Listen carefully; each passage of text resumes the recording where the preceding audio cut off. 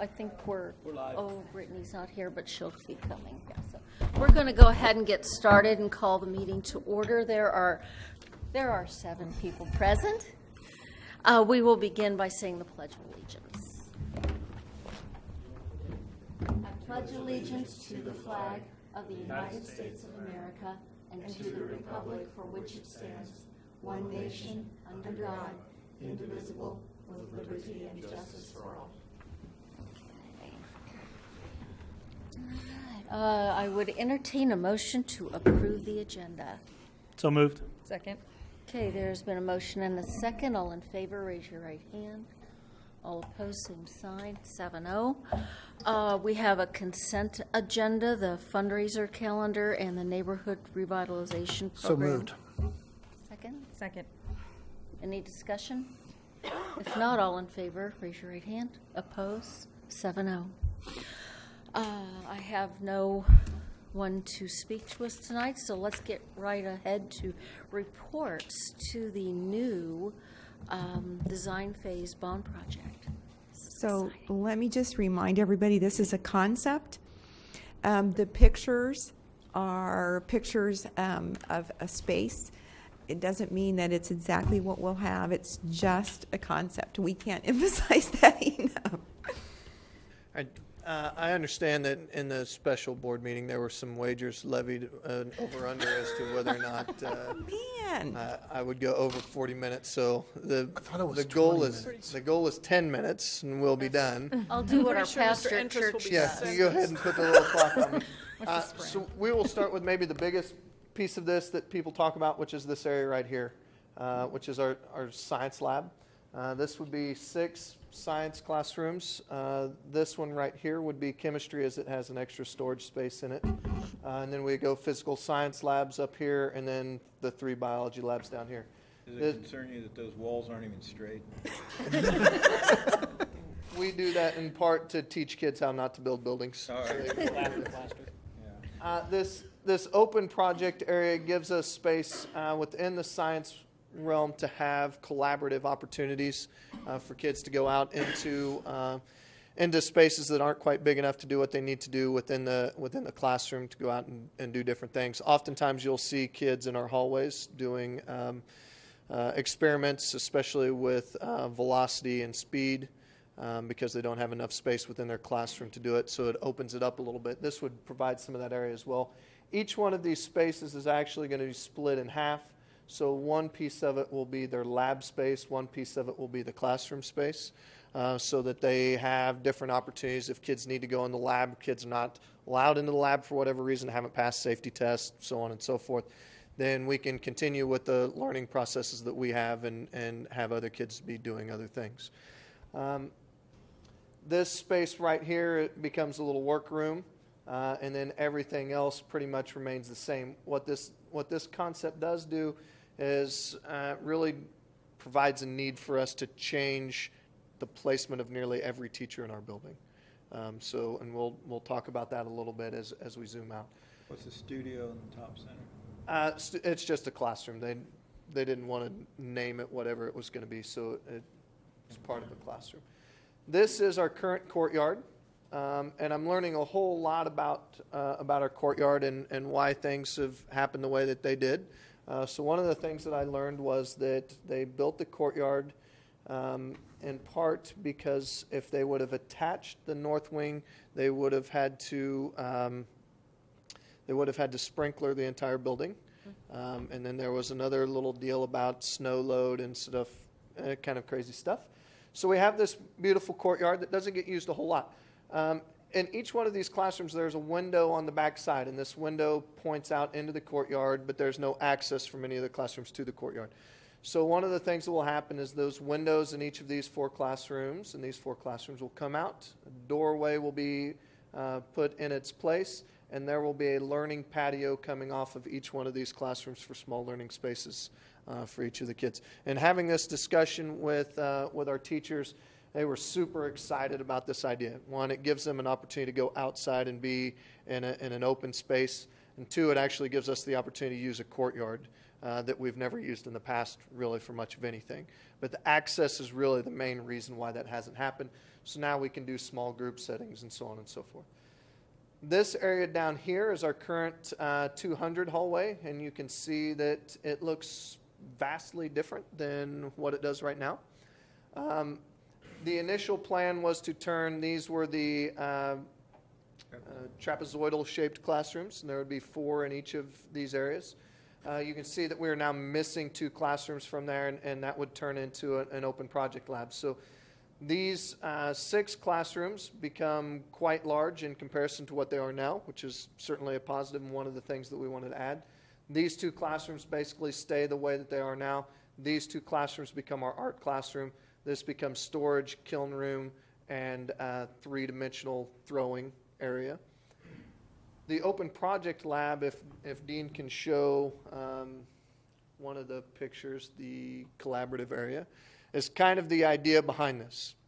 So as you can see, I'm not a huge fan of the colors or the way that they have this set up, but the idea is that we provide this exterior setting for our kids to come out of the classroom, have small group learning spaces, so we can extend the learning areas of our kids beyond just rows in a classroom and do some different things.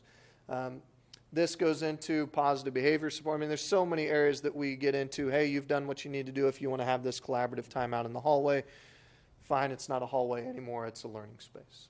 Well, that be used 10 years from now, we'll be using that I would say 10 years from now, you'll see more classrooms that look like this than you do traditional. what you see traditional. Okay. The next piece is Media Center. So if you remember the initial concept, we had these 2 classrooms down here, which are art classrooms, and we were going to turn those into a large community classroom. And this part right here is our current admin wing, and we were going to add an admin wing on the outside, turning this into counseling center. So the idea is we can free up some space and add opportunities for open project labs for this hallway if we utilize our media center appropriately, and if we create a different tech space within the lab or within the media center. So we create this community room. So this is basically our 2-class classroom, right? That we were talking about doing down here. We created up here. This is our current bathroom setup in the cyclone room. So those are going to be extended into where we're currently at in the library, creating a new staff area in the library with restrooms for them, and then telecom room over here. So this becomes basically a whole new space. The media center changes quite a bit as we roll it to the front. So as you have this glass space, you can see into the media center and see what we're going to do. And Dean can show you a concept of what that might look like. So this would be the front of our building. This area right here would be the front side of our building. This is where you'd walk into the admin center right now. If you walk in here, you're going to walk into the front office.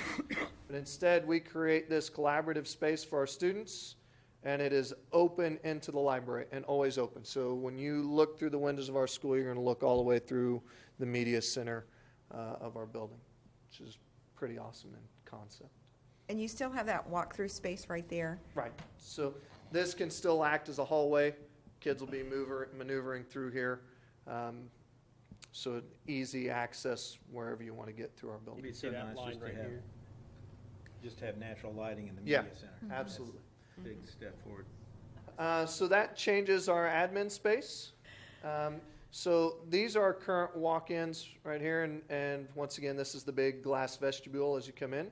So the idea is prior to 7:45, these walk spaces continue to happen, and kids can enter through those doors up until 7:45. 7:45, the doors automatically lock, which means that anybody coming in has to come in through this entrance right here. There is a lock on this door, so we buzz people in. They come in straight into this reception area where they'll be greeted by our office staff. Office area then houses enough office spaces for AD, for a bookkeeper, for principal, for assistant principal, and then we have 4 counseling spaces that would include career counselor, our 2 high school counselors, and communities in schools. So they all be working together so that we can partner in doing the things we need to help our kids. and we have one large conference room, 2 smaller conference rooms, which will get used nearly every day. And then we have some things over here for staff as well. This is the nurse's office, so on and so forth. Registrar's office is in here as well. They left that out of the concept. They'll add that in at some point in time. Do you remember off the top of your head the dimensions of the smaller conference rooms? No. I have no idea. I don't even know that we've I don't think discussed we've even actual talked about that. space size. I mean, if you're looking at, I was just wondering. When we talked about what we would need, we said we need a conference room for up to 20 people Okay. for whatever, and That's that what I'm these wondering. smaller ones could hold 10. Okay, that's cool. So we talked about size. So then if we look at Performing Arts Center, scroll down.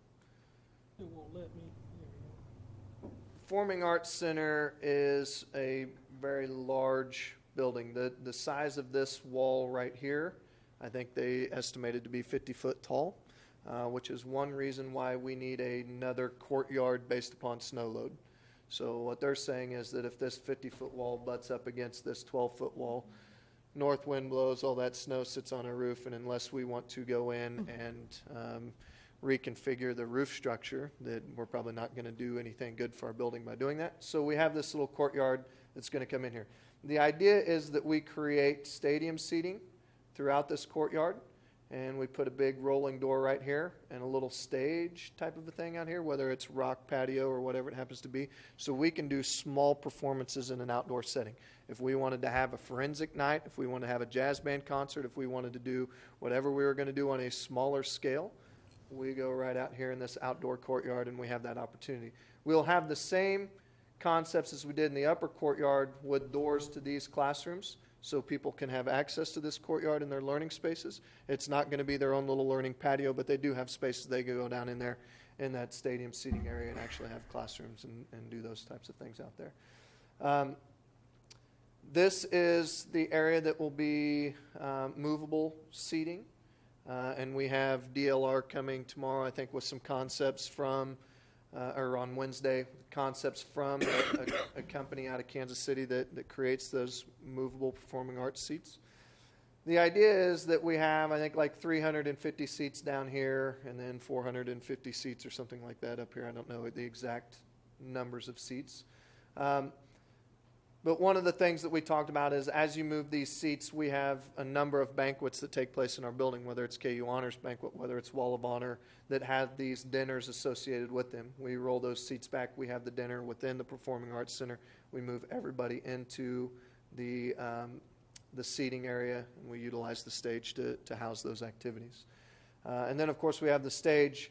Then we have stage storage. We have green room, dressing rooms, so on and so forth, all of that stuff, which they will be connected via a walkway right here through the band. So vocal music can move their stuff through this this practice room and out this door and right onto the stage. So they'll be connected through those rooms. Those hallways on either side of the new courtyard, what are they representing there? This is a slope, so there's Okay, a that's what I was wondering. 4 or 5 foot slope, so there'll have to be some type of sloped walkway to go down both of those, Okay.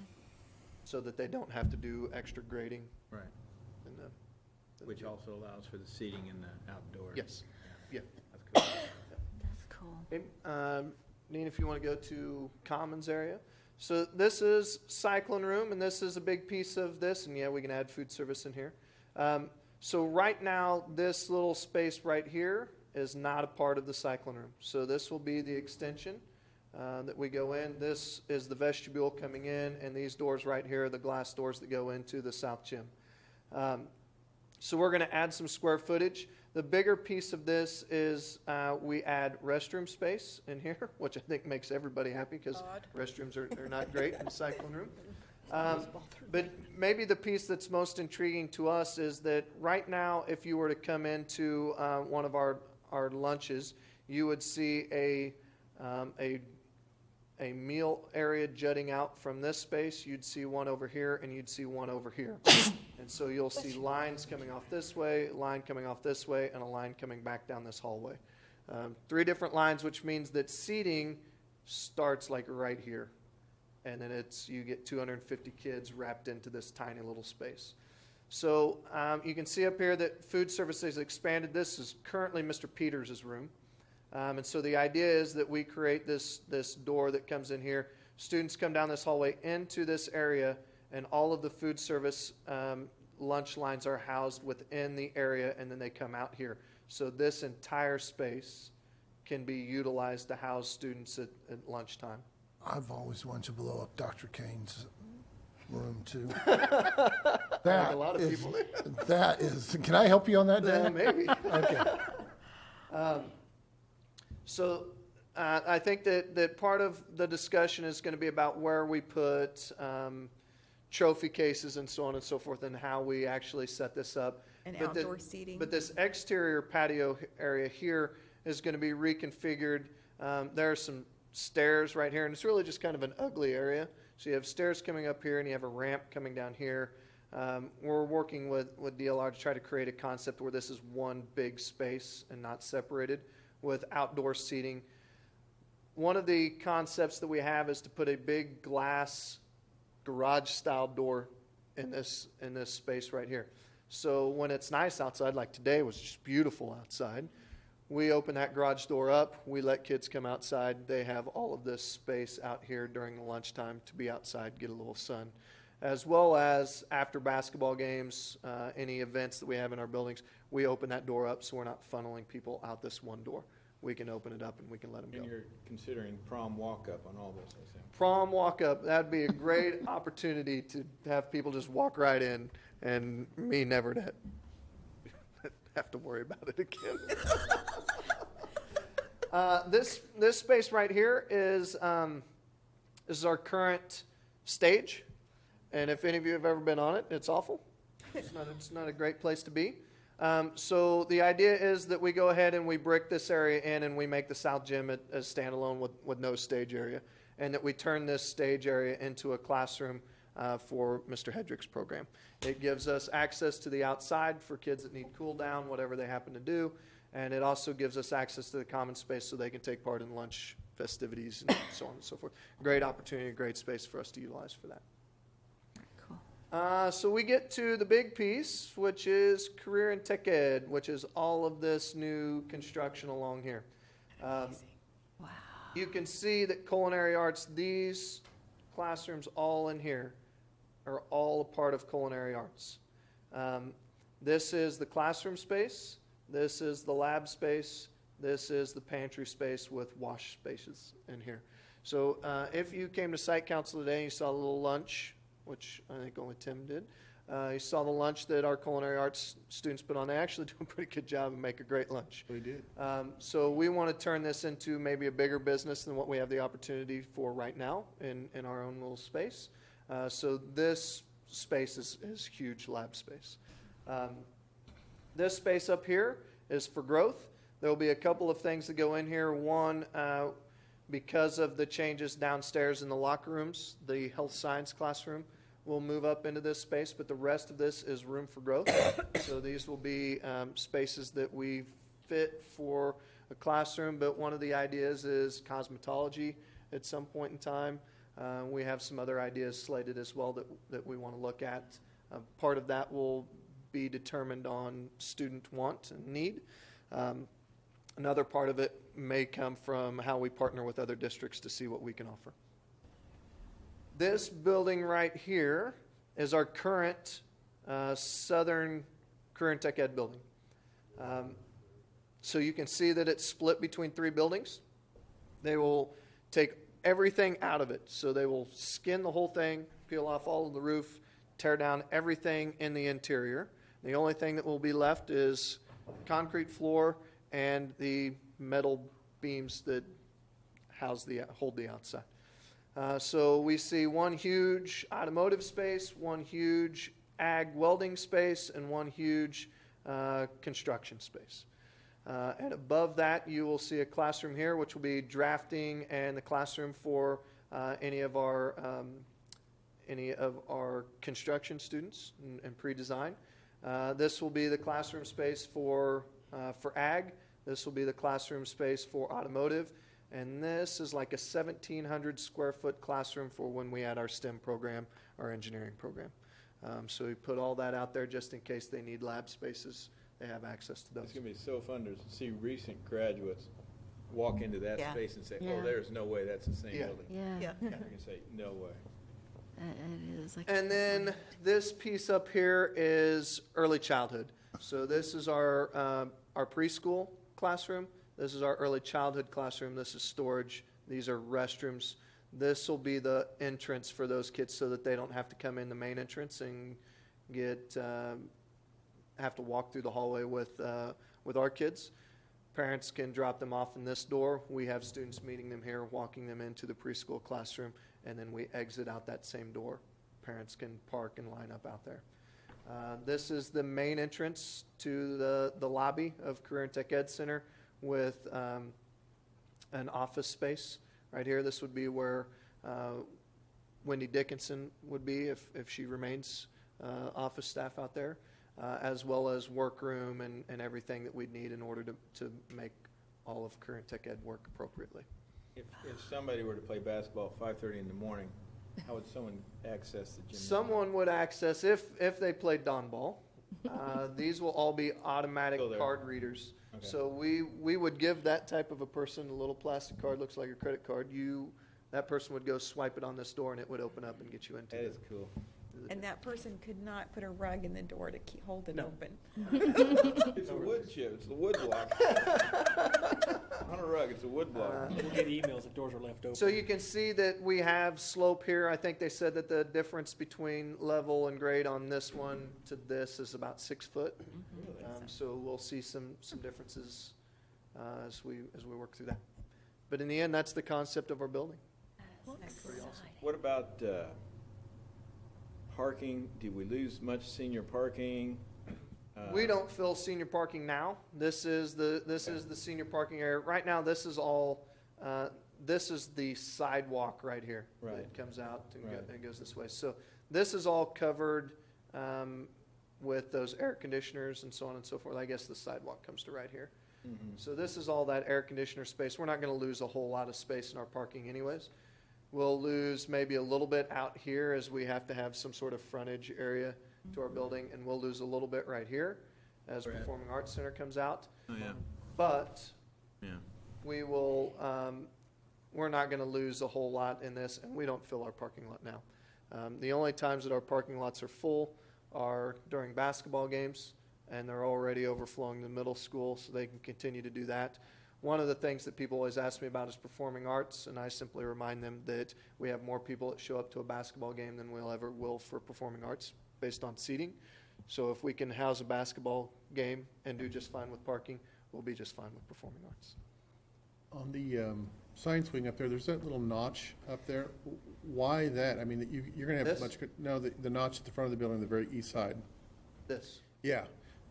I mean, that's going to cost us much to put up that wall if they just shoved it over and give you more room. I think that what they're going to try to do in this space is create an outdoor science area. Yeah. So that our science people can come outside and have access to, I know one of the things that Mrs. Egbert talked about was from a biology standpoint, can we have certain types of plants and see how they react in certain environments? Some I think water that was the areas. idea of creating a science space, an outdoor science space for them there.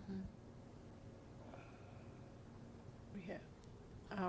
One observation, just for what it's worth, on the Performing Arts Center, it's about as far away from the food service and prep area as you can get. Yeah. And it's very labor intensive to transport food and keep it hot and all that stuff for people, so. And I know they have to do a lot of those programs. It's tough on those folks, and so. I don't know if there's some way to retool or rethink it or retool it, or I don't know. Because I think we ought to maximize use of that space, but it's hard to transport food. Yeah, yeah. It's tough. So. Well, the reality of it is it's maybe 100 yards. Yeah. They're going to come out here, they're going to go straight down this hallway. The grand scheme of it is not maybe near as lengthy as what it may look like in this. But, We'll have to have the right equipment, that's for sure. yeah, I mean, I don't know And- that there is great options. Because this is the front of our building, from a standpoint of most, this is where most people come in. It's not really the front of our building, but this is the main entrance point. I don't really foresee us wanting to enclose that area and have everybody go through performing arts. I also don't see us putting it on the north side of the building in that parking lot, because then it becomes so close it overshadows career and tech ed. So what we really want out of all of this is you have a new structure here that is visible, or that is appealing to the eye. As you look in, you see something great. As you look in here, you see something great. As you look in here, you see something great. As you come in, this is new, you see something great. As you come in from this side, you see something great. So I know that it will create some difficulties for food service, but the reality of it is we have 5 of those events a year. Well, and they could easy enough eat in the commons and adjourn to somewhere else to meet if you needed to. They'll figure it out. But I mean, have they had any discussions about that at all? Is that Have the been food part of service it? people been, Cheeto's gonna ask something. If Oh, you, Dean, go go ahead. back to the, one of the things we didn't talk about was this area right here. So Tori does a great job of dealing with all of our Chromebooks. So one of the things we wanted to create in the media center is a Genius Bar. So when we have Chromebook issues, we'll see something like this. We want to have students that work for Tori come in, do repairs, do those types of things. We still have discussions with Toshiba, and hopefully we can, about becoming the repair center for Chromebooks in our area. Oh, So wow. instead of shipping them off, they bring them here. We do all of the work for them. We can do so in this type of space. Then we ship it back. We gain the money off them. The companies save money because they don't have their technicians doing it. They just simply pay for their Wow, that would repair. That is And the so- students benefit from the experience. Yes. And for Chromebook check-in and check-out, we queue up in Tori's room right now and go around the hallway. If it's wide open out here, they can sit, they can hang out, make a Mhm. line, form an orderly, chaotic line. That's pretty exciting. That is. So what do I have to do to go back to high school? Yeah, Just sign up. Just sign up. We'll take everybody. yeah. But Dr. Cobb's right. I mean, other than viewing the building from the southwest, looking at the south gym, everything else, everything else is gonna be new. I mean, Yes. It's gonna look like a new building. It will look like a new And building. It'll be Hopefully spectacular. function like a new Which- building. But being fiscally responsible, we've used the guts of that old building Right.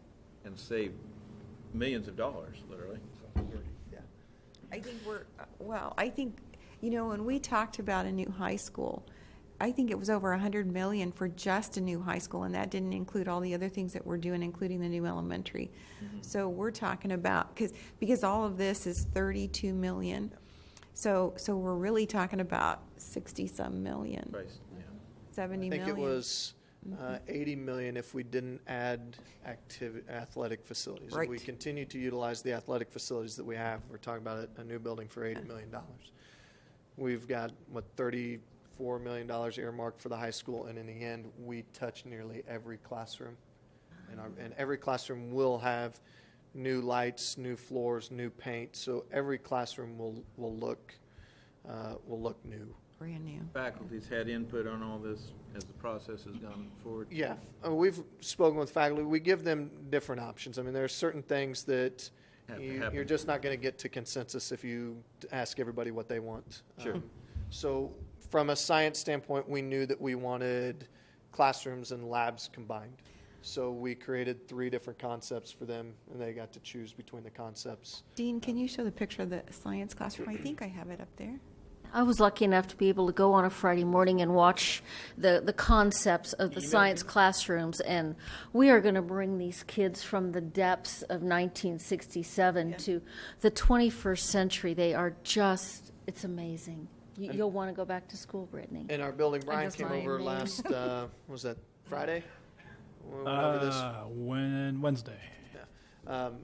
We went over this with our staff to talk about what it looked like. We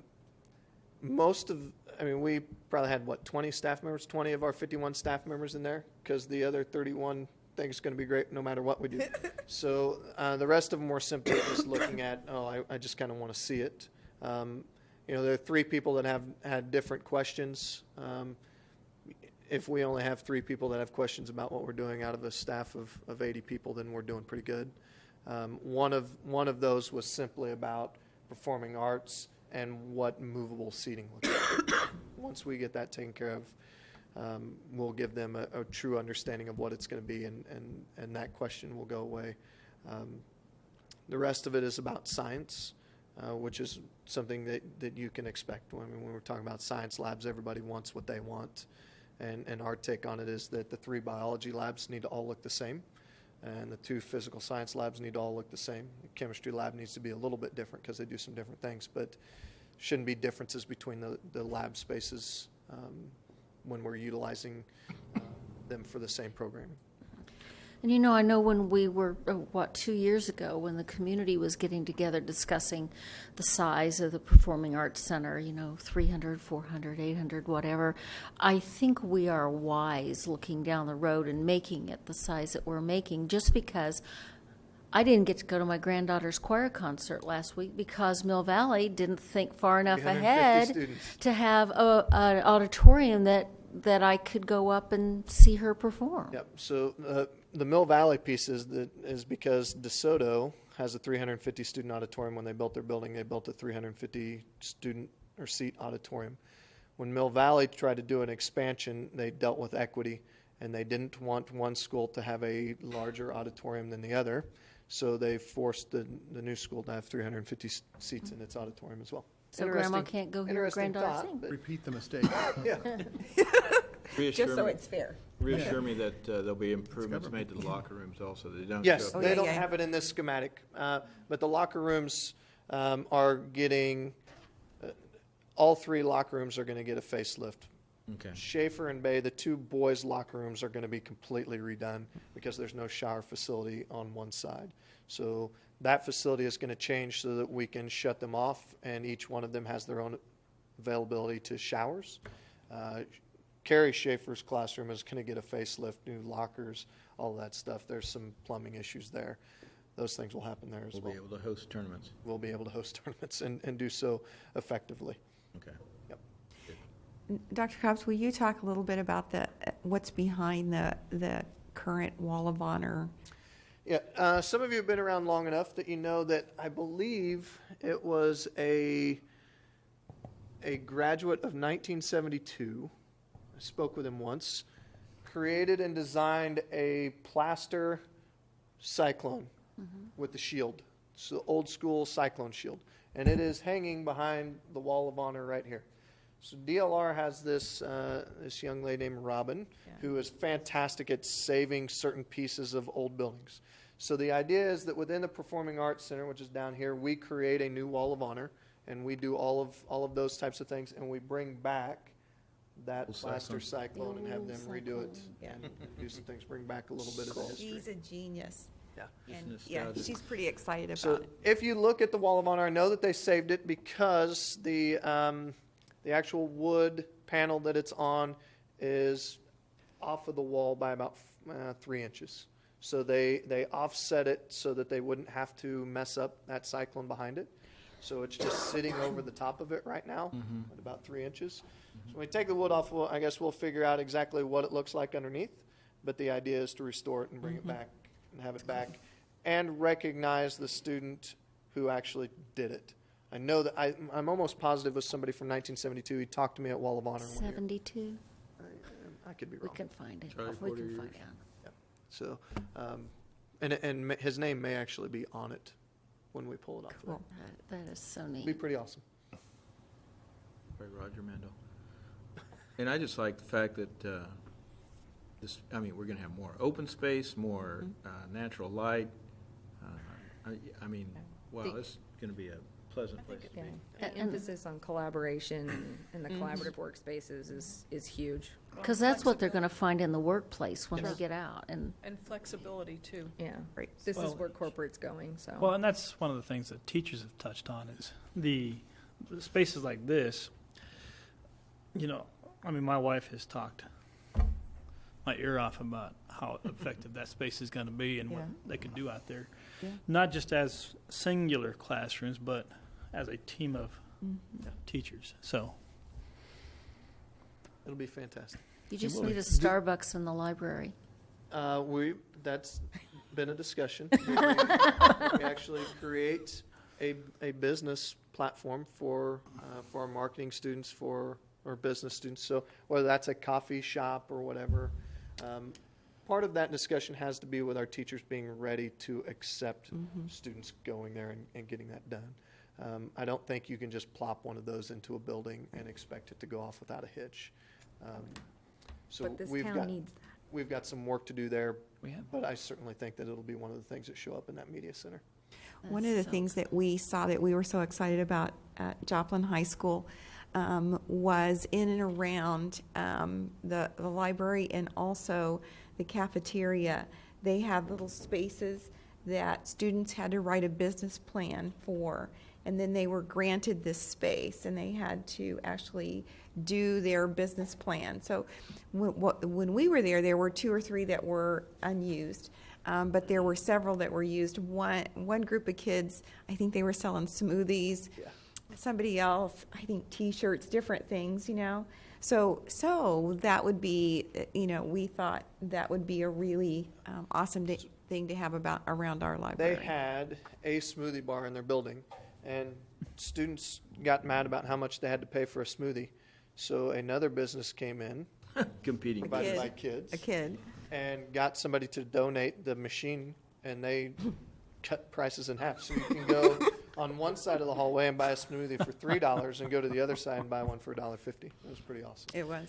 And Capitalism. Great. Another thing that they did was they had one set up with a tiered table, and they were getting ready to start Christmas sales of poinsettias. So ag department rented this space during the winter months, filled it up with poinsettias, and sold poinsettias in there. That'd be Since so we're on the cool. topic of discussing business ideas, is there any opposition to, since we're going to have a fantastic culinary arts center, to offering catering services We do now. outside of school? Well, yes, if Okay. somebody wants to contact them, Cherry has done a lot of that. It's got to be the right thing, and there's got to be enough time to get students notified of what they want to do and what they're expected to do. But we offer a catering service. We also offer a frozen meals menu. So, I mean, about every week they'll put out a casserole of the week or something like that, and all the kids will make it. If you want it, you pick it up. It'll be frozen and ready for you. All you got to do is pop it in the oven. It comes with directions on the top of it. We do lots of different things. If we're not advertising those things well enough, and those are the things that we need to look at and make sure that people really see what we're doing. It's a good thing for your On your marketing website. students. Yeah, it truly is. And that's really the idea behind what we want to do with Career and Tech Ed is let's not teach marketing. Let's Do it. Do it. let's embrace kids and put them in marketing. Foster the entrepreneurial spirit. I mean, Yeah. that's amazing. Yeah. Oh, this is So gonna be- with all of these awesome features,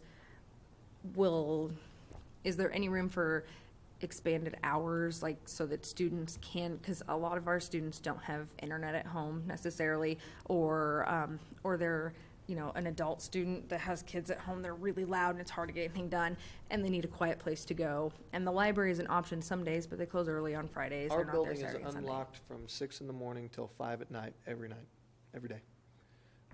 So anybody that wants to walk in, and as soon as our custodians get there, they unlock the doors, which is typically about 6 o'clock in the morning.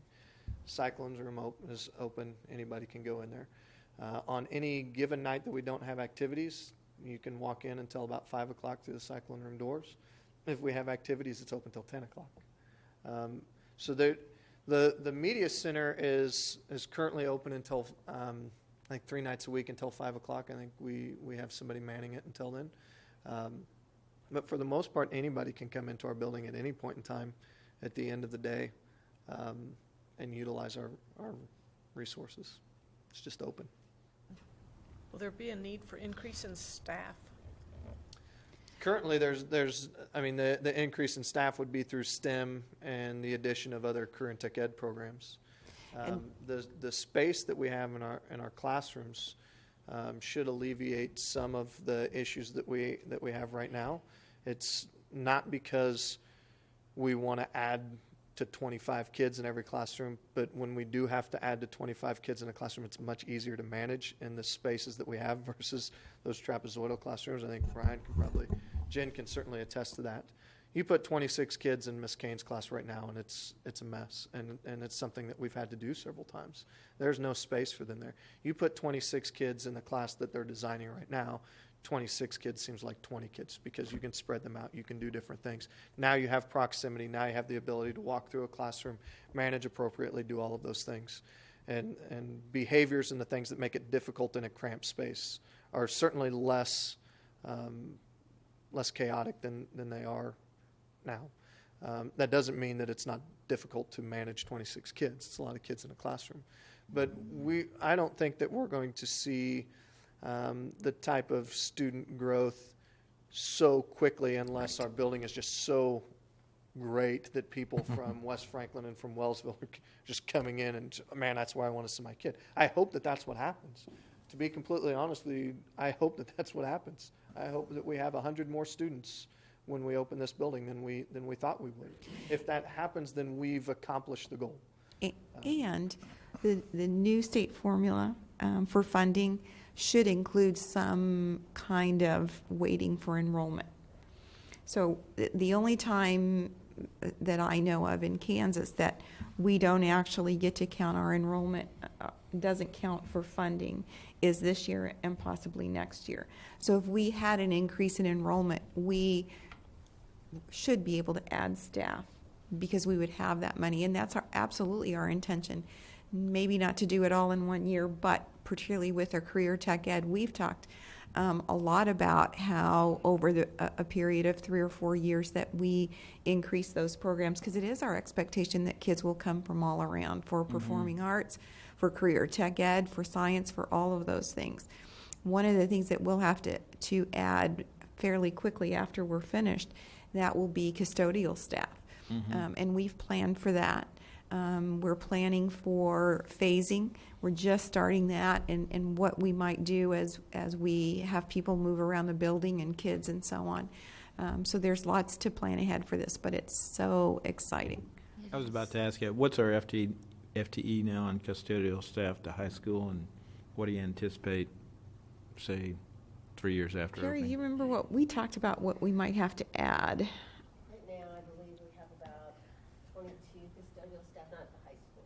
Total. We probably have 6 to 8 at the high school. As we have 2 daytime custodians and then 3 or 4 nighttime custodians. Yeah. Okay. So we'll have to have a couple or 3 up at Finley Elementary. Okay. And then we'll have to add 2 or 3 at the high school. We knew that. Yeah, We sure. planned for that.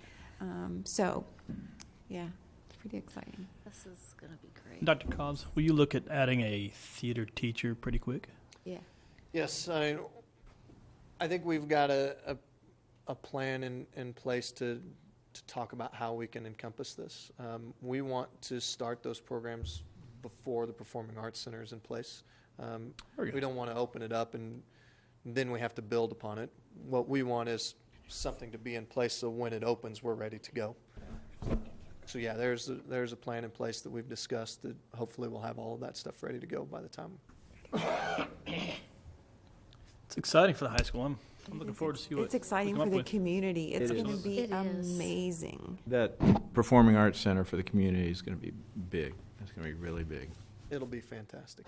Bill, do you remember the day that we talked, I don't know how many times, and we talked to Dr. Cobbs about how big we should make that, and that was a gamble. I'm so glad we took that gamble. Mine Yeah, too. yeah. Build 950 seats. We wanted 950, and But I think we're so 850. always compromise. I said in this It's gonna be very 800 room, Wait, it's 850, isn't that right? 850. Yeah, But I said in this very room Yeah. 2 years ago, if we had an auditorium, it was political suicide, yeah, because I thought it was. yeah.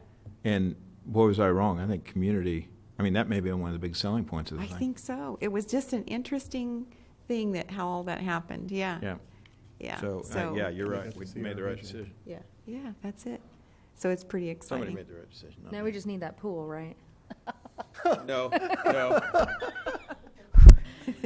No. I think we have a pool out at But, Lincoln. How about tennis, Rainy how about, days. how about tennis courts? Historical point, in the original bond issue for the original high school building, it did have a pool. It did. There was a Yes, pool. it did. That was the first thing that was cut. It was also, I think, the original was a $3 million proposal. It was a cut- $3 million to build that million. high school. Oh, There's too much money, so they cut the pool, and then they cut the auditorium, and so that's why you have what you have. But they kept the smoker's patio, and that's all that matters. That's right. It's the 60s. They were smoking all kinds of stuff in the 60s. But now we get it, and now it's going to be state of the art, and I mean, it's just amazing. And the kids are so excited. They talk about it. Even the kids, juniors and seniors, talk about how We- excited they are, and they won't get to see it except they'll come back and see On it. our work day, I made an announcement to staff that they could come in and we'd walk through this. Kids were sneaking in the back door. I had to shoot Yeah. kids out because you can't see it yet, because simply a concept, and it's not something that I want them running around and talking Right. about as of yet, because we don't know exactly what it's going to look like. So I don't know, we had probably 8 kids that tried to sneak in there. They're ready to see it. Yeah, they wanna know wanna what see it's it. going to look like. Yeah. We're not going to put this on our website or the pictures because it's a concept, and I don't want people to think that this is exactly what it is. We wanted to share this with all of you and hear your ideas and that kind of thing. This is not the end. I mean, we'll have some tweaking and so on. So I don't want to put anything on the website that isn't a pretty sure kind of deal. Right. If this concept or something very similar to it is what's adopted, is this doable within our Yes. bond budget? Yes. I don't think DLR would have brought it to us if they didn't think that it Okay. was Very good. affordable, worthwhile. Yeah. It's just yeah, exciting that all the spaces are going to be touched. Yeah. Yeah.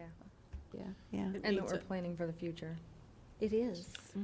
And what's the yeah. timing? Are we going to phase in some of this work? Have you looked at phasing that yet? Well, we had a phasing plan for the initial footprint that they came out with initially. I talked to Calvin today after our meeting a little bit, and I don't think that they've had some discussions at Lloyd Builder as to how they'll phase this, but the difference is that everything's being touched now. Yeah. So we've started to prep our staff that it's going to be uncomfortable. Yeah. There are going to be some areas of our building that are just shut down. They're not going to have Yeah. access to it. And we may have to do some things. We may have to share some middle school spaces. We may have to utilize some other areas to try to make this right for the time that we have to do it. But in the end, we may wind up with a year of some pretty tough mobility for our kids, but what they get out of it in the next 25 years is certainly going to be worth it. You know, one of the things that we talked to Josh Walker about is as we decide how do we phase this and so on, we'll certainly look at the school calendar and how we can work that to our advantage in terms of it may be longer days and a shorter year for everybody. That's interesting. It may be that we put off the things that we're going to do at Eugene Field so that we can use Eugene Field as part of the high school. I mean, there are a lot of things in my head that we can do that's going to prevent us from having to purchase more mobile units temporarily and those kind of things. That's very costly, and we don't want to do that. No. But Dr. Cobbs and I have had several conversations about how we might work with the spaces that we already have, Sure. middle school, Eugene Field, and so on, so that we can get in, get this done. People are going to move around, and it's going to be uncomfortable. But it'll only be probably an 18-month period where it's pretty uncomfortable, and that everybody will go, woohoo. That's So- good thinking, though. And there are- You may buy a couple of weeks, and that could be critical, Yeah, so. yeah, That's sure. really- Especially at the end of the year and the beginning of the year when the weather's the best. One of the options that we talked about was not having late start. Right. I mean, if we went back to a normal calendar, what would be a normal calendar for us? Yes, we give up some things that are pretty important to teachers and to our students as far as utilizing that professional learning time. Right. But over the course of a year, if that gains us Right. access to our building a little bit earlier, especially in times of heavy construction, it's certainly worth it to give those things up for a year. Well, Frank Garvin said he went years without learning a thing, so that's, I That think we'll doesn't be all right. surprise me. No. So there are lots of things up in the air, but we just wanted you to know that we're looking at all kinds of things and planning ahead, and it's pretty exciting. It is. Very exciting. It is very exciting. This is going to be the showpiece of the community It when is. it's done. It's going to be. It really is. Absolutely. Yep. Breaking ground early spring for this, right? We Well, can't say that. DLR will. Yes, they got mad at me because I put it on our website that we would break ground on science in March. They apparently were searching through our stuff one day and called Dr. Strode. Hey, what's he doing? Response was, you said it. You said that we would do it in March. Yeah, but We have it on tape. Yeah. you can't put that on your website. So I think now they talked about middle May, Yeah. something like that, to really start doing some of this. Their motto is under promise and over deliver, and they are serious. They search everything, and boy, if we make a misstep, Yeah, they were not pleased with yeah, me. They they- wanted that. but they were chicken to tell him. And they're just geniuses. We are so fortunate to work with DLR. All of them, the engineers, architects. Andrew is the architect mostly at the high school, Robin. And Robin and Amber both the elementary school. And they're just awesome to work with. So. Good. So that was 10 minutes. Thanks. Thank you. Right on it. It It is was not over. fair when you start asking. I was done in 20 minutes. You started asking the question. I was the one. I screwed it up. You're right. Well, since Mr. Interest outed us, I thought we were going to have to That's sentence him right. to another meeting. I know. Make him sit there. Does that mean you get 10 minutes? I Dr. guess I Strong? get less than 10 minutes. Mm-hmm. Mine isn't quite as exciting. Yeah, it is. All right, I want to talk to you about instructional programs and especially how it connects with a board goal as well as an improvement priority. So, I'm not used to clicking myself. Sorry. That's okay. Got to learn. So, a board goal that has been the goal for the last 2 years is that USD 290 has a plan for curriculum instruction assessment, including behavior and self-regulation, that will be continually measured, analyzed, and refocused. And you'll recall 2 years ago, that was part of the first goal setting. And that's only changed a little bit in terms of, I think we added including behavior and self-regulation. And the first part, which was we'll create a plan. So that's what I want to talk about in terms of instructional programs. So we have an instructional framework in the district, and this is based on Robert Marzano's work, Classroom Instruction That Works. And there are 9 strategies. All teachers in the district have had training on this, and for the most part, use these strategies very effectively. As we've had people come into the district for our accreditation visit, and then also a couple of weeks ago, we had a professor here from UMKC who was working with principals with walkthroughs. And he confirmed exactly what our accreditation external review team said, and that is there's great instruction going on in our classrooms at a much higher rate than in most schools. So I think that that's a huge thing to be proud of and to celebrate. I think our teachers do a fantastic job. Okay. So here are some programs that we've had, newer programs that we've adopted. I'm not going to go through all of this. Excuse me.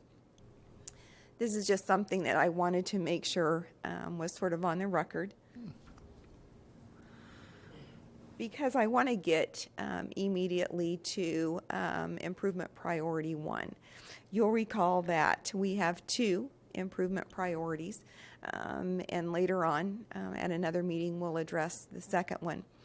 But this is improvement priority 1 because it is directly connected with board goal 1, which is to have a curricular process that's implemented and formalized and monitored that gets to our curricular needs. So I made a small T-chart. Currently, we have separate cadres, elementary, middle school, high school, that work in different curricular areas. For example, we're adopting science at the end of this year. We have a science cadre at the elementary. We have a science group at the middle school and a science group at the high school that are working on on science standards, on science materials, and so on. The challenge is to get them all together at one time to meet and make sure that our curriculum is aligned. Okay? So another part of that is because we don't get them together for several reasons. We don't have a consistent BYOC program. Oh, my goodness. Excuse me.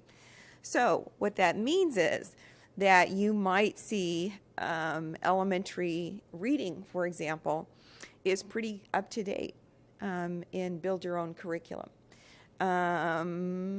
Art is not. Library is not in BYOC. So that's one of our challenges, is that it's inconsistent. What is identified at the elementary level as a target or a goal looks very different at middle and high school. We have the curriculum development is done in isolation, led typically by principals or instructional coaches.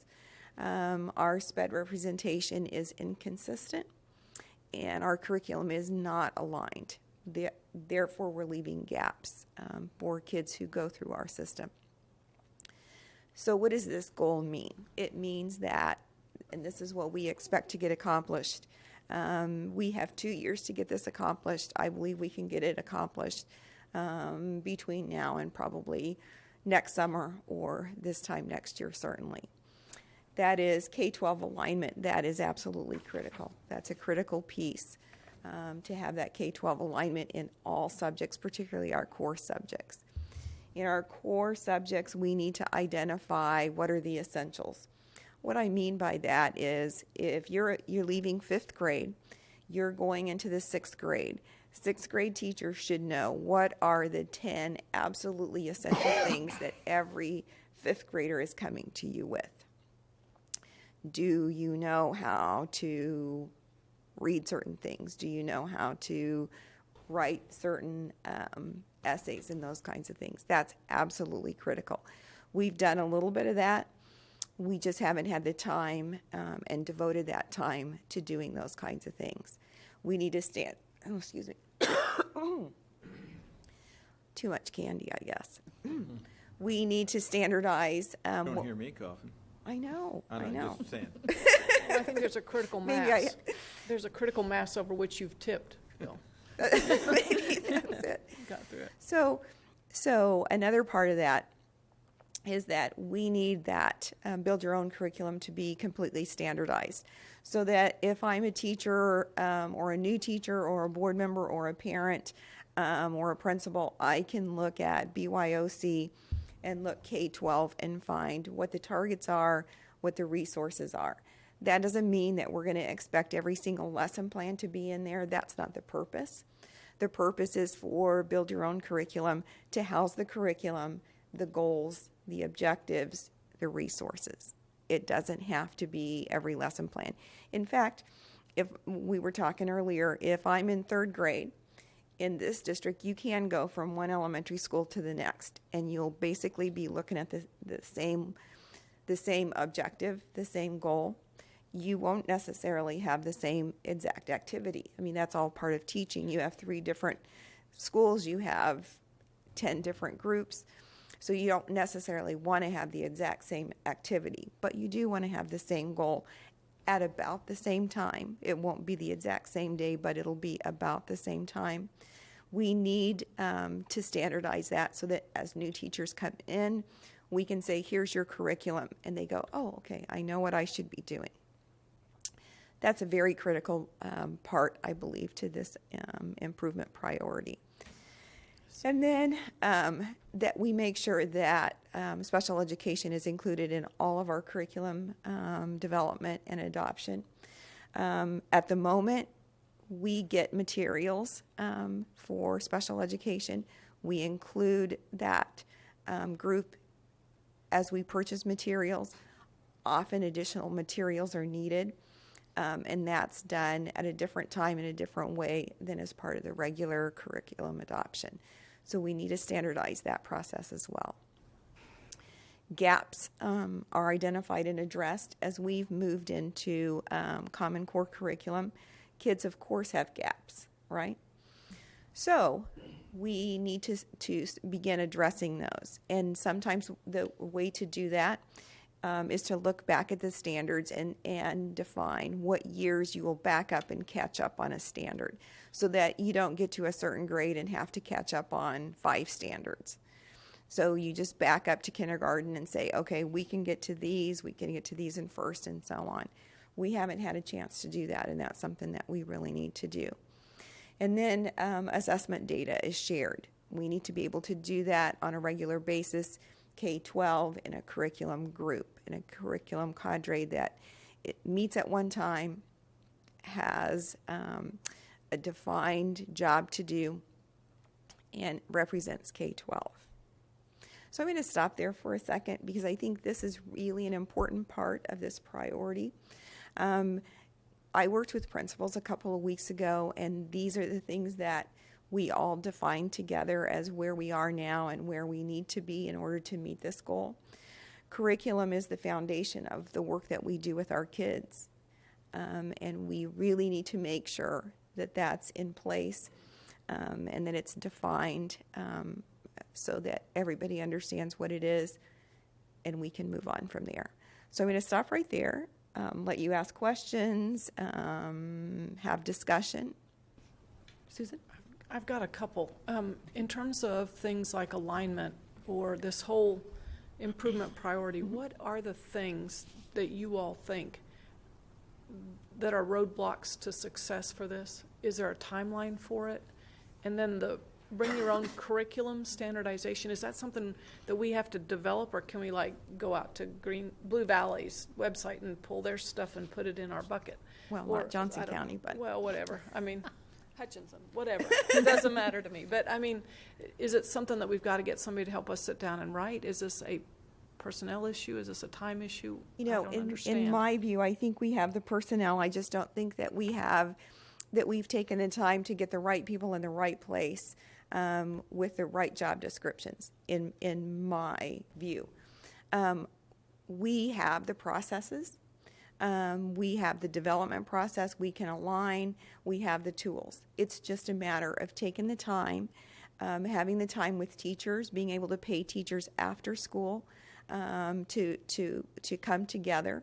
Right now, the big challenge is that we have late start for secondary and about 45 minutes a day for elementary for PLCs. This work should not be done during PLCs. They need that time at the elementary. They need that time at the secondary to really do their PLCs. What we need to do is we need to be able to pay teachers a standard rate so that teachers who have the time and want to do this work could come to this room, for example, after school for a couple hours, 2 or 3 times a month. We could work through this process, standardize everything. They would be responsible with the directors to make sure that things are in build your own curriculum, that we were looking at resources and so on, special ed, K-12, everything. That, in my mind, that's really how it should work and how it needs to be. And then who would be the champion for that? Yeah, I was just gonna say, do we have someone that's their job right now is to lead that? That would be me. Yes. Yes. So you would lead that team and they would report to you. Mm-hmm. Absolutely. So I have a couple questions, but my big one, how do we standardize everything? Because it's effective and efficient. while still maintaining that, the ability to differentiate the curriculum to meet the needs of the unique individual child. So what we want to standardize, we want to use the state standards, and we want to have a standardized curriculum in terms of the curriculum or the objectives, the outcomes should meet those standards, okay? That should be standardized across the district, and it should be aligned across the district. So like we were talking earlier, every first grader, every third grader has the exact same expectation across the district. Differentiation is different in that means as a teacher, I might teach you addition this way, right? And I have another student in the same classroom who really needs to use manipulatives. So that's how I teach that child. So differentiation is really an instructional issue and not a curriculum issue. We don't want our curriculum to be differentiated. We want our instruction to be differentiated. So yes, thank you for that. And is there a way within the standardized standards and curriculum to account for the kids that are maybe lower performing or higher performing, and they've well met the standards, so now what? Kind of, is there an answer to that without then skewing the entire alignment? Right. So when you have a standard is pretty broad, okay? So you write your curriculum so that it narrows down, right? So when you have kids who maybe aren't prepared for that particular standard, then you back up to the standard before that, and you go through all of the outcomes that are defined in that particular curriculum so that you get them up to that standard. When you have students who have already achieved that standard, it's broad enough so that you can go much deeper, right? What we've done in education for far too long for kids who are achieving at high levels is that we just give them the next grade, right? So we have this breadth of knowledge, and it's only an inch deep, right? So what we need to do, and what's expected in Common Core, and what it really means to be college and career ready, is to go deep into those standards and to really have an understanding of math, English language arts, all of those kinds of things.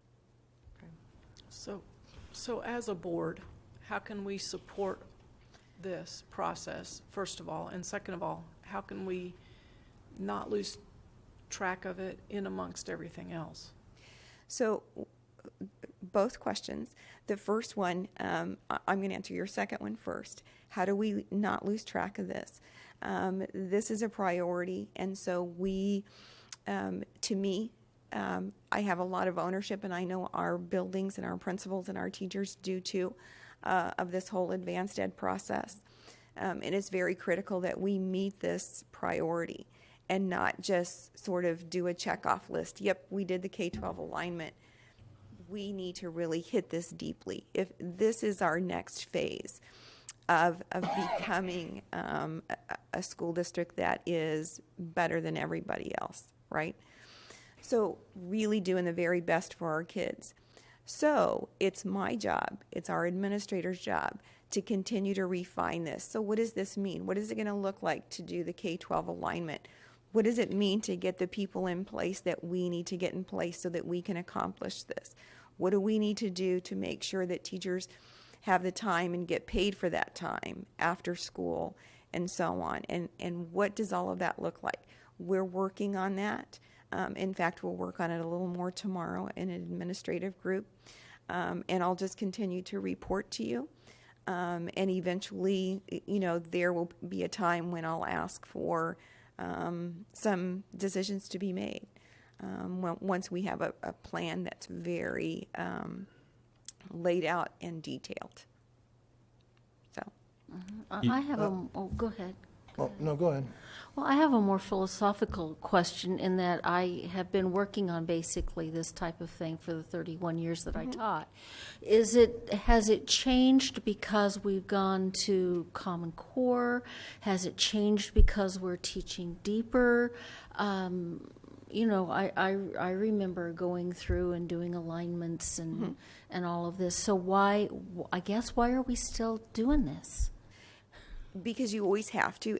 It's a continuing process. You know, I say a lot, it's a journey, not a destination, and that's very true in this particular case. When every time we revise curriculum, we have to align it, right? Or there's some gaps. So I think this is what has happened, that there was very good alignment in the past, and then you lost your curriculum director. And then I don't think that was kept up. I think people did the absolute best they could. I think they went overboard in trying to do way beyond what they could do. And they did a great job, or our kids wouldn't be achieving the way they're achieving. And teachers wouldn't have the resources and materials that they have and be doing such a great job. What we're seeing is the gaps are starting to appear, right? So we need to continue that. And I truly understand that, yeah. Okay, there is a question here, but I've been working on how to phrase it, and because I don't know if I know the right terminology. In fourth grade at Lincoln, you are trying team teaching or whatever, where you have like social studies and math and whatever else, and you've broke the kids into different groups, okay? So when you align and when you're talking about bringing this district-wide, will that affect that ability for those teachers to come together and do that, if you will, team teaching? What things like that? That's departmentalizing. So no, it would actually help them. They would still teach the same curriculum. They could still do the same activities, all of that.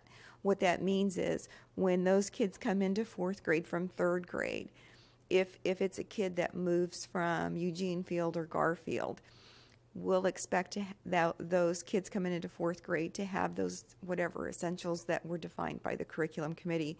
They'll have those essentials in English language arts, in math, and science and social studies. So it doesn't affect that because that's a strategy. Great. Yeah. Because I've seen benefit to that. Sure. And so, very good. You know, our board a few years ago made a conscientious effort to increase expectations for staff, students, and our community in terms of public education. And we've addressed that with facilities. And you said this wasn't very exciting. And to me, this is extremely exciting. And the fact that it's going on concurrently with the other has me very excited that we are actually raising those expectations. I just hope that in 18 months, you're not having a nervous breakdown or, curled up in a ball somewhere with an empty tequila bottle. Kind of a tough old broad. Yeah, okay. Well, I just want to make sure you have the help you need to get that done. But I applaud these efforts. I think they're great. I think this is a very But important part of move. this, I think, comes back to funding being cut for education. I really Sure. do. Because before, we did have a cadre Sure. of teachers working on this. But when you're asked to work above and beyond your day and you're just giving that, You're not people compensated. quit doing that quickly. And we didn't. And they should. I mean, we shouldn't ask people to do something that we don't pay them for. And I think, it's also about having the right people in the right place. I mean, Yeah. we've got to have people who want to do this work and who have time to do this work. I think those are critical pieces. Yeah, a bazillion years ago, Renita Ubel and I did all Yeah, this stuff. I know, yeah. So, So, all right. Dr. Ubel. And then just some additional challenges that we're considering as part of this improvement priority. Curriculum mapping and pacing.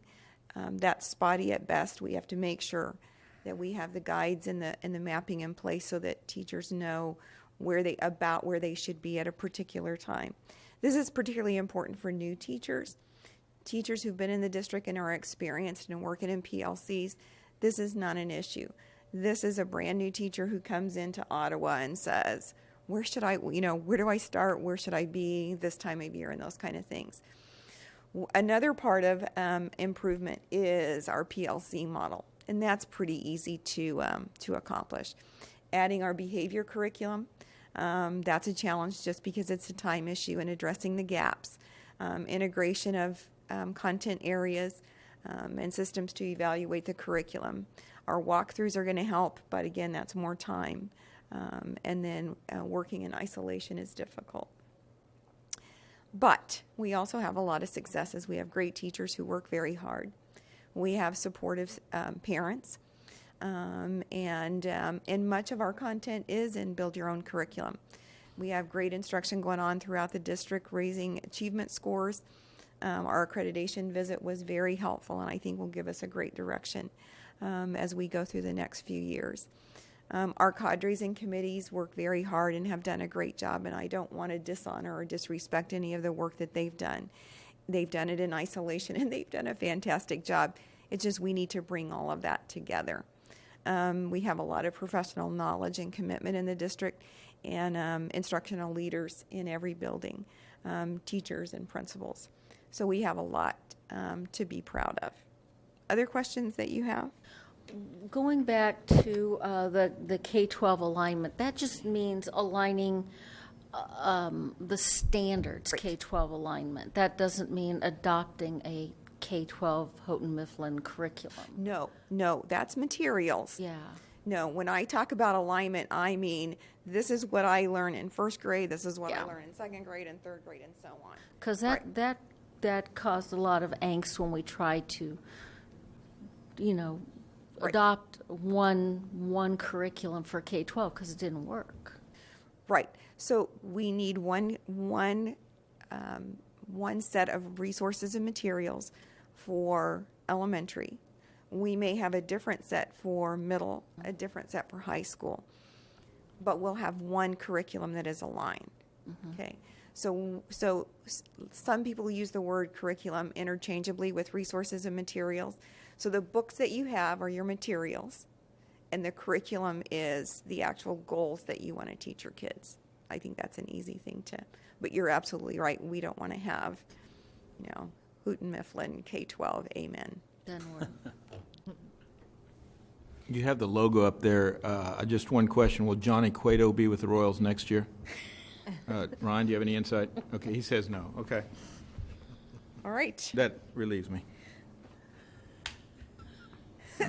Thank you. Are there any board reports?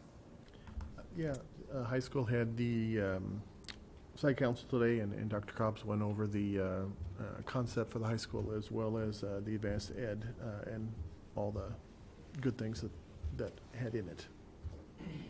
Very good. ORC commission met. There was some good discussion. I may have brought up the idea of looking into adding some programming or expanding on existing programming, and they were open to that, so I will continue to work with them. And but nothing real new to report. Not a lot of public attendance. I think that could be improved on. So I was the only person there outside of the board. So I would highly encourage people from the public to come to these meetings. It would be beneficial for everyone. So, and then I've been enjoying my Leadership Franklin County class, and we actually have a guest here from that class as part of our program. We have to go to different meetings, so we're glad to have you. Hopefully you'll come back.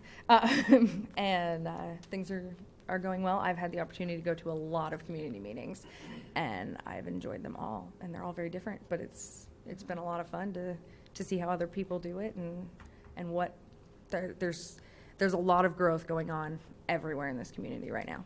So It's exciting. it really is, yeah, from the city to the hospital to us, and it's a good thing. So Anyone else? A Just- shout. Go ahead.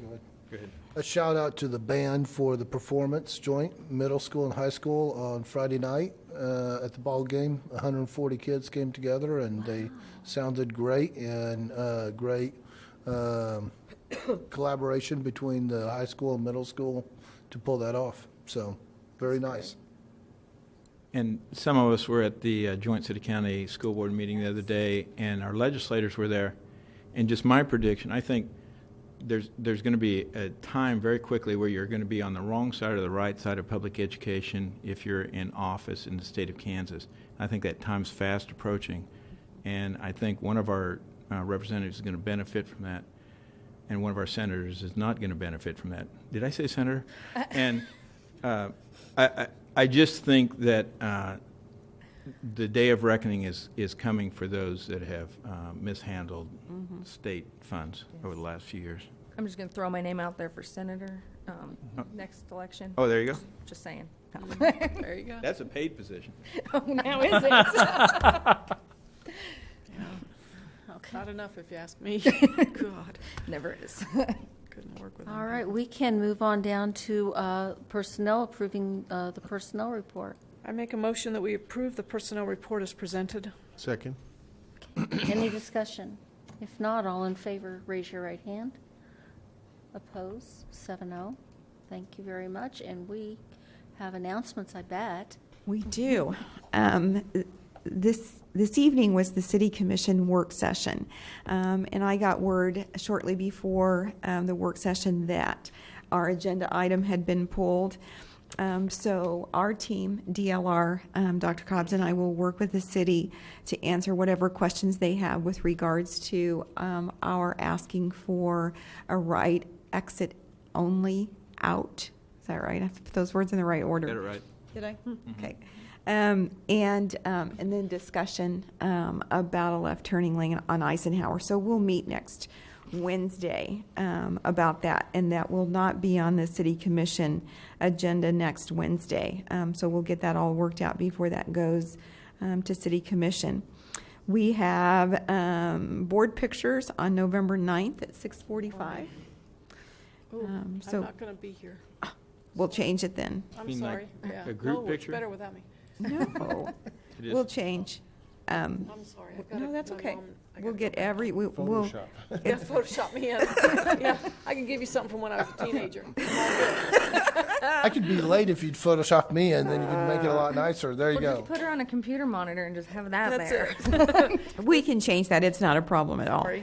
And then we have, the KASB convention is December 4th is Friday. And they have some things in the evening, and then the 5th and 6th, which is a Saturday and Sunday.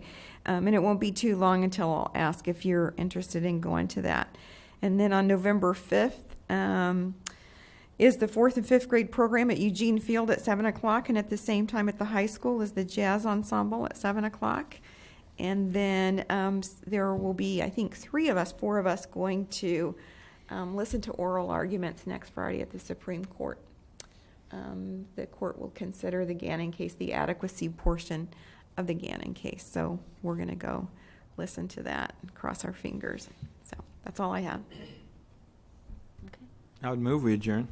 Second? Okay, all in favor, raise your right hand. Opposed, same sign, 7-0. We are adjourned. Thank you all.